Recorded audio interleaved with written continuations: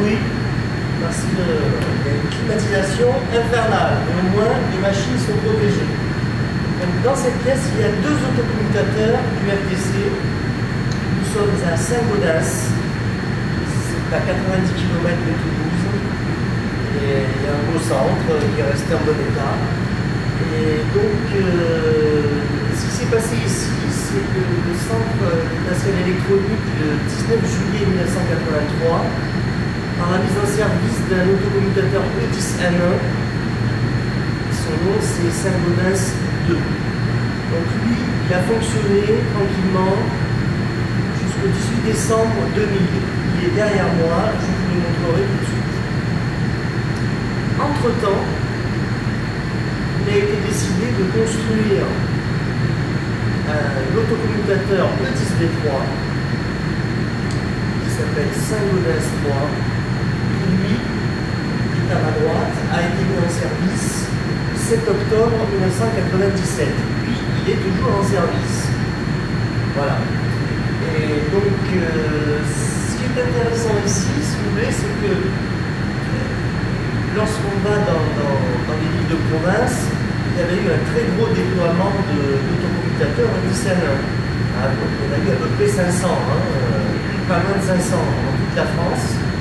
Et ensuite, si vous voulez, avec la miniaturisation, quand on a remplacé la deuxième génération par la troisième génération, donc les E10B3, on a remplacé les E10N1 par des E10B3, mais en moindre quantité.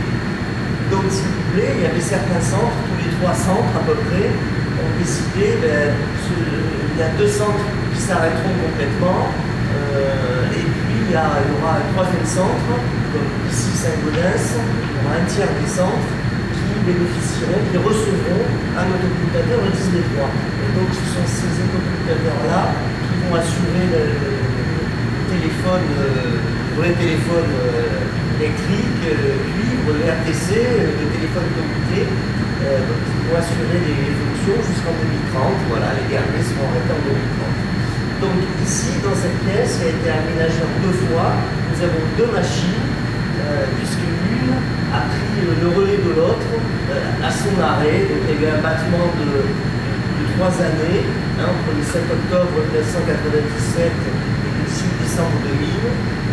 2 machines ont coexisté, mais à la fin, c'est la plus récente qui a gagné, forcément. Donc, je vais de suite vous montrer un peu la salle. Au départ, donc,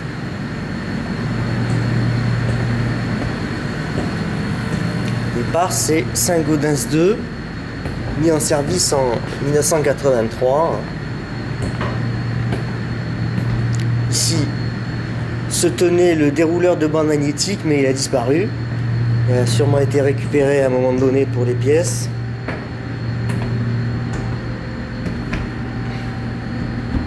Voilà, donc là on voit la perspective de l'E10N1, Saint-Gaudens 2. C'est une machine qui a 40 ans en réalité, voilà, enfin, elle les a eues. Elle est toujours là, c'est une des rares qui ne soit pas partie à la casse, parce que dans le sud-ouest, ils cassent vite les choses, en général. Donc là, c'est une chance. Voilà. Donc là, c'est le tour de l'E10N1. Alors, je fais un tour plus détaillé dans... J'ai fait une vidéo muette pour chaque machine, avec les déambulations.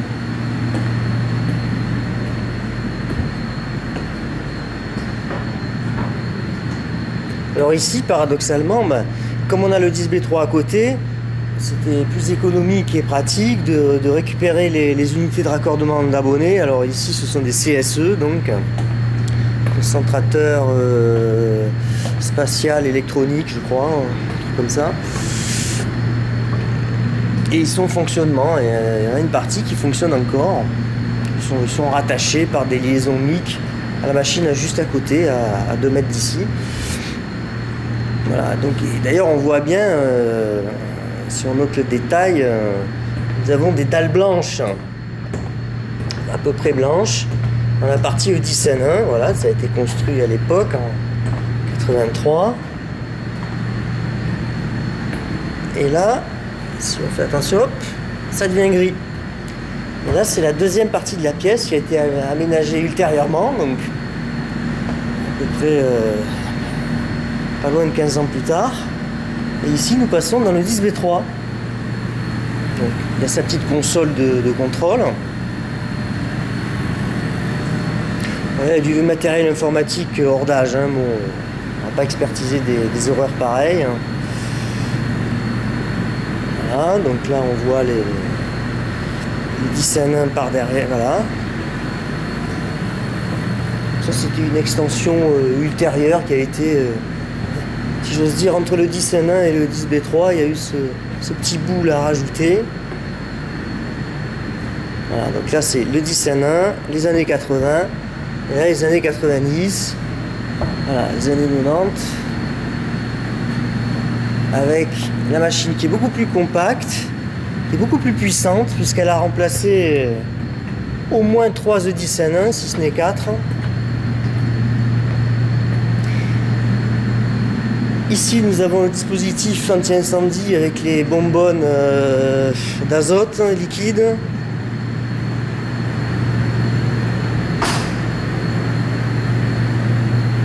Donc, je ne sais pas si j'en ai déjà parlé. Mais s'il y a une alarme incendie, on a 10 secondes, nous avons 10 secondes pour sortir. Ensuite, l'azote est libéré, tout l'oxygène est mangé. Et donc, si nous nous trouvons dans une pièce au moment de la mise en service des bonbonnes d'azote, eh ben, c'est la mort.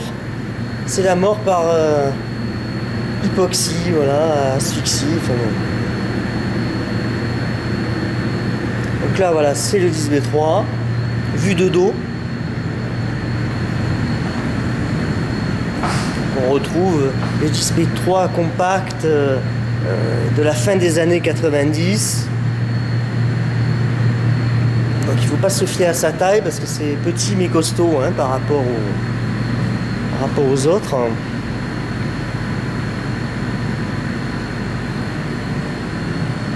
Alors ici nous avons donc les organes nobles qui sont dans cette travée. Et l'organe le plus noble évidemment la station de maintenance. C'est un peu l'organe de contrôle quoi, hein, local. Hein. Alors c'est pas effectivement très spectaculaire, mais c'est ça la miniaturisation. Voilà.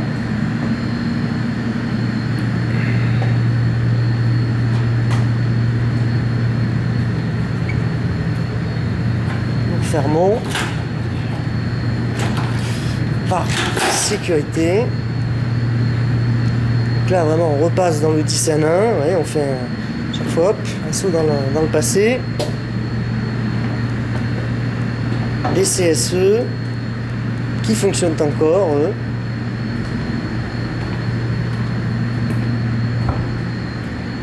Voilà, là l'organe de contrôle, les organes de marquage, les marqueurs donc, 2 armoirettes de marqueurs, le réseau de connexion CX.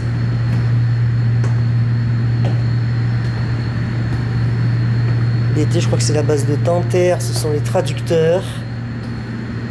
Donc c'est là où on enregistre les numéros puis on les traduit. Le dérouleur de bande magnétique, on traduit avec les tables de traduction. Le TX, les taxeurs, très important, c'est l'argent.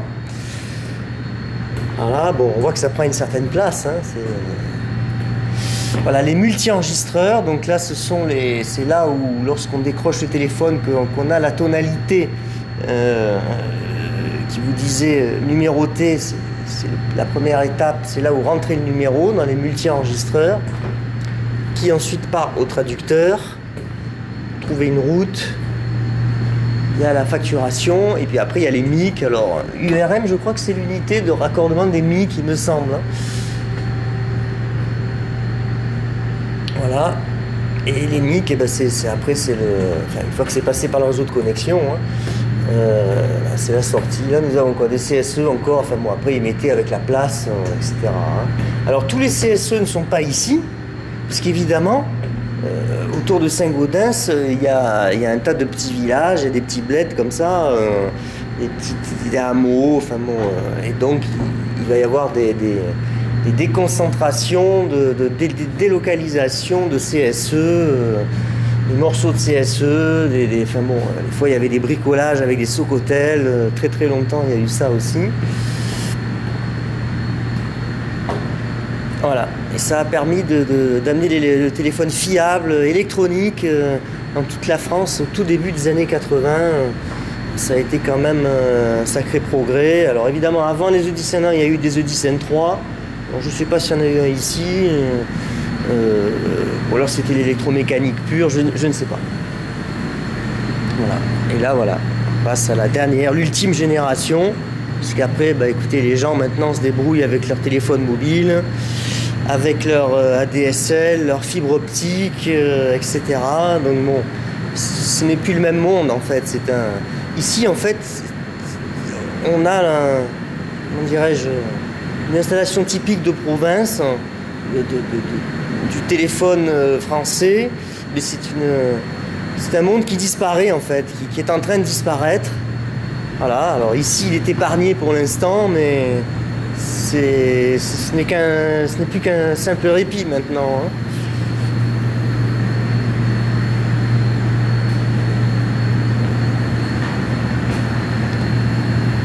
Voilà.